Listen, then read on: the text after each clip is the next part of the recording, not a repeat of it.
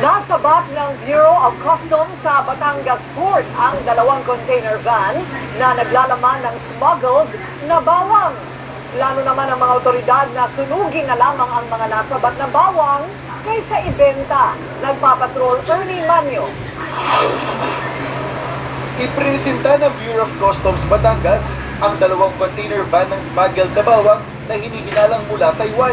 Nasa 100,000 kilo ito at nagkakahalaga ng mga 30 milyong piso. Pinangangambahan din ng mga otoridad na posibleng magdala ng peste ang mga smuggled na bawang na hindi nasusuri.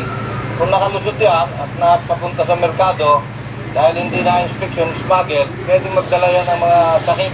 Katulad na nangyayari natin sa coconut, yung coconut shop. Yan posibleng dala ng mga smuggled na produkto. Nakapangalan sa Good Earth Merchandising ang kargamento, pero wala pang lumalantad para kunin ito. Yung society, chinek namin yung address, wala siya doon, sinulatan namin. Wala naman, hindi siya nagpupunta rito. Meron kami kung tinatawag yung run after the smuggler, so sila na po gagawa ng appropriate na kaso. Plano ngayon ng mga otoridad na ibigay sa DSWD ang mga nasabat na bawang o di kaya isirain.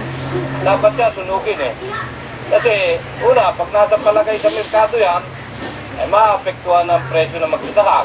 Magsasagawa naman ng sariling investigasyon ng AGA Party List para matukoy ang nasa likod ng smuggling. Ernie Manyo, ABS-CBN News, Batangas. Nakumpiska sa Batangas Port ang napakaraming bawang na ipinuslipa mula Hong Kong. Sa dami daw ito, kaya na itong supply ng lahat ng kakulangan natin sa bawang. Yun, ikwento mo kay Kim Sono. Nasabat ang mga ito ng Bureau of Customs noong Hunyo 1 at 12 mula sa 4 na truck mula Hong Kong. Produktong Concord beans ang nakadeklara sa papeles pero nang inspeksyonin, umulaga na ang sangkaterbang bawang. Bawang, sabi na mataas ang presyo, so take-advantage sila yung sitwasyon ngayon kasi po nagpapasok sila ngayon ng smuggled na ugali.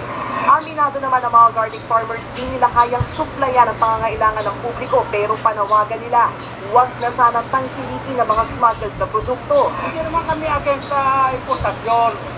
Basta legal lang, ilagay naman sa lugar. Para naman hindi nalulugi yung mga farmer. Kay Imson, News 5. Be sure to come back. Use 5 everywhere. Copyright 2014.